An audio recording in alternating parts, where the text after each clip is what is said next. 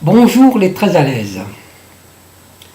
Voici la vidéo numéro 10 que j'intitulerai « Je tiens à mon carnet de bord ».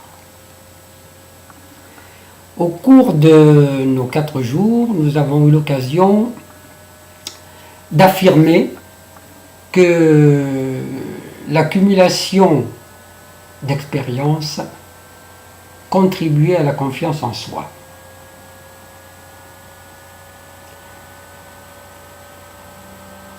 Le carnet de bord est un outil qui permet de comptabiliser les expériences, les résultats des expériences que vous vivez au niveau de la recherche d'emploi. Lors des différentes visites, vous avez enregistré des réactions du type on a besoin de personnes en ce moment, tenant compte de la conjoncture, nous n'avons pas les moyens, tout un tas d'objections. Quand vous téléphonez, vous rencontrez des difficultés. Vous multipliez les contacts et vous n'avez pas forcément un résultat satisfaisant. Alors tout ça, évidemment, ne contribue pas à donner le moral. Alors on peut continuer comme ça, continuer à prospecter, téléphoner, etc. etc. Mais à un moment donné, quand même, il faudrait pouvoir tirer des enseignements des démarches qui ont été entreprises. Et le carnet de bord, c'est ça. Notamment, alors celui que je vous ai donné ou un autre, peu importe.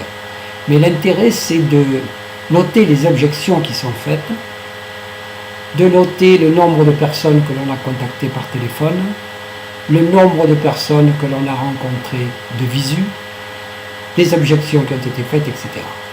Pourquoi? Parce que si les expériences vécues ne me permettent pas d'améliorer les démarches à venir, à quoi ça sert véritablement? On a vu la loi des grands nombres, on a dit que sur 10 prospects, il y en avait un qui pouvait être porteur, que si on envoyait 100, il y en avait 10. Donc on voit déjà qu'en multipliant le nombre de contacts, on multiplie les chances d'avoir un emploi ou un très bon contact. Donc ce que je voudrais vous dire aujourd'hui, c'est quand je dis je tiens à mon carnet de bord, c'est que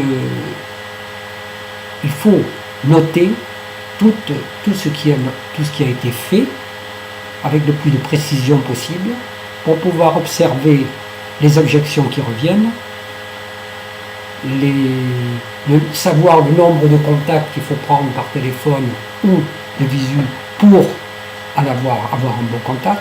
Donc tout ça, ça nous donne une idée de la manière dont on organisait son temps, en se disant qu'il faut que je donne 10 appels téléphoniques pour avoir un rendez-vous, combien de temps ça me prend, etc. etc. Et donc l'idée, c'est tenir des tableaux qui permettent de quantifier, d'analyser les démarches que l'on fait de manière à peu les améliorer. Voilà. Donc c'est pour ça que le carnet de bord dont je vous avais parlé, ou un autre, peu importe, il est important que vous sachiez tirer des enseignements de ce que vous avez fait jusqu'à présent en termes de recherche d'emploi. Voilà. En particulier, je pense notamment aux objections, qu'il est intéressant de soumettre à Jacqueline, de soumettre à certains de vos collègues, de soumettre à des gens que vous connaissez, de soumettre à moi-même, c'est-à-dire comment une telle objection peut être traitée.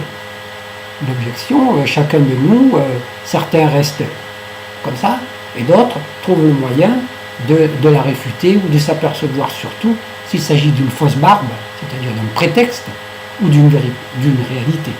Voilà, c'est ça. Donc voilà, je vous laisse réfléchir à ça et vous conseille vivement de prendre des notes de tout ce que vous faites pour pouvoir l'analyser. Voilà. C'est pour ça que je vous dis que vous tenez à votre carnet de bord. Je vous souhaite une bonne fin de week-end, du moins encore demain sera férié. Bon courage et à la semaine prochaine. Ciao.